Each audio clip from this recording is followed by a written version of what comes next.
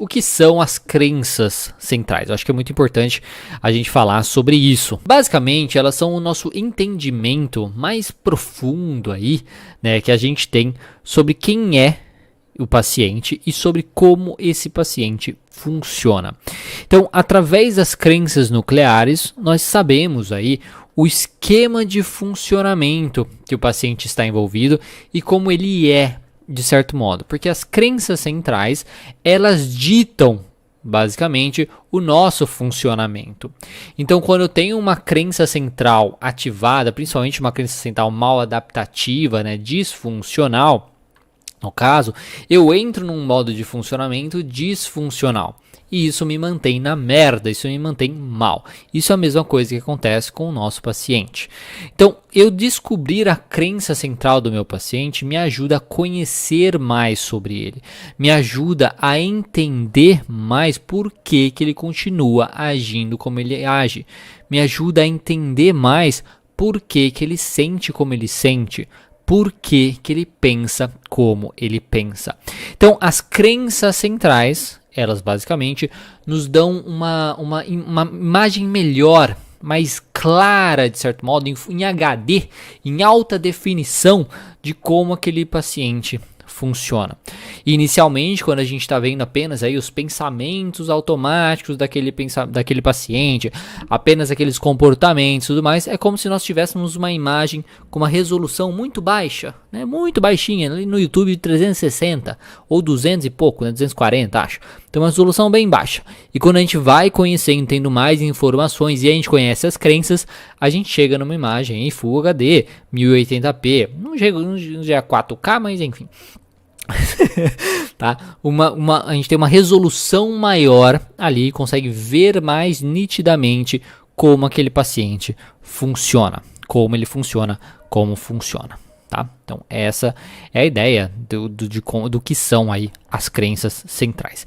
E como que essas crenças surgem aí dentro, né, na vida do paciente, e também da sua vida, né, porque nós profissionais também temos crenças, e muitas vezes são essas crenças disfuncionais que mantêm a gente, querendo ou não, aí como uma psicóloga, aí, por exemplo, bibliotecária, um psicólogo bibliotecário, que não sai do lugar, que não faz o que às vezes deve ser feito, né, para conseguir atingir os pacientes, para conseguir melhorar na sua prática clínica, né.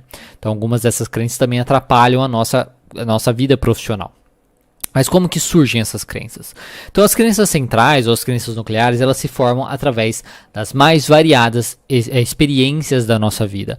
Então o jeito do pai, o jeito da mãe, as crenças do pai, as crenças da mãe, crenças familiares, as questões aí da cultura que aquela criança, que aquele ser está envolvido, de certo modo, crenças religiosas, as mais variadas formas aí, né, das coisas que acontecem durante a nossa vida, isso influencia no surgimento de crenças. Então eu vou entendendo como o mundo funciona através das minhas experiências. Eu tenho também a questão genética, que ajuda um pouquinho também no fortalecimento dessas crenças ou no surgimento dessas crenças, já que a questão genética ela é influenciada pelo meio também. Então eu recebo as coisas do meio, dependendo de como é o meu corpo, de como é a minha genética, e de certo modo, e eu vou responder de uma forma ou de outra, e isso vai ajudar no surgimento de uma crença ou de outra crença também, de certo modo. Se eu sou uma crença que tem um pouco um problema maior com imunidade, por exemplo, então o meu contato com o ambiente vai muito mais fácil de formar uma crença ou que o ambiente é hostil. Agora, se eu tenho uma genética onde eu tenho uma imunidade melhor, de certo modo, isso vai acontecer de forma diferente, onde eu veja que talvez eu consiga lidar melhor com os problemas do ambiente e o ambiente não é um lugar tão perigoso, tá? Então tem tudo a ver com a questão da nossa genética, juntamente com as questões aí do ambiente, as nossas experiências, de certo modo, também onde estamos inseridos, os nossos pais, as crenças deles, as experiências que temos na escola, com adolescentes, com os nossos amigos, com namorados, namoradas e por aí vai. Tá? Então durante todas as nossas experiências de vida, a gente vai formando aí uma espécie de de visão sobre o mundo, de visão sobre nós mesmos. Então nós vamos entendendo como nós somos. Se eu sou uma pessoa capaz ou não, se eu sou uma pessoa amada ou não, se eu sou uma pessoa amável ou não. Eu vou tendo uma crença também sobre o mundo, se o mundo é um lugar perigoso ou não, se o mundo é um lugar difícil ou fácil de navegar, se o futuro tende as coisas a darem certo ou dá tudo errado para mim. Coisas nesse sentido. Então as minhas experiências de vida vão mostrando para mim como tudo isso funciona, quem eu sou, como o mundo é e também como o futuro é de modo geral. E também as pessoas. Quando a gente fala o mundo, inclui aí as pessoas.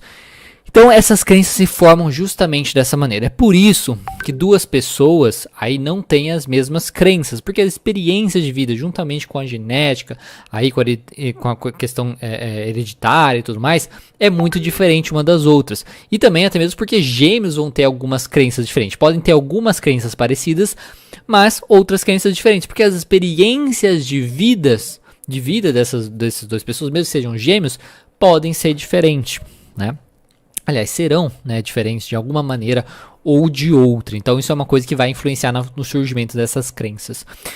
E depois que elas surgem, de certo modo, elas acabam se fortalecendo pelo resto das nossas vidas.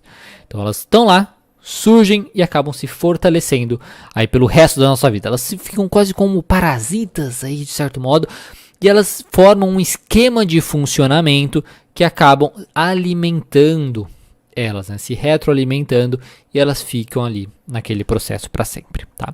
Então é assim que as crenças centrais surgiram aí para os seus pacientes, para os meus pacientes, e surgem também para você, surgiram para você e se mantêm também aí na sua vida. E aí, você gostou do conteúdo desse vídeo? Porque se você quiser assistir o conteúdo dessa aula na íntegra, basta acessar o meu canal de lives aqui no YouTube. Você pode encontrar o link na descrição e além dessa aula completa, você vai encontrar também muitas outras aulas para te ajudar na sua prática clínica aí da psicologia. Então clica aí embaixo e eu te vejo lá.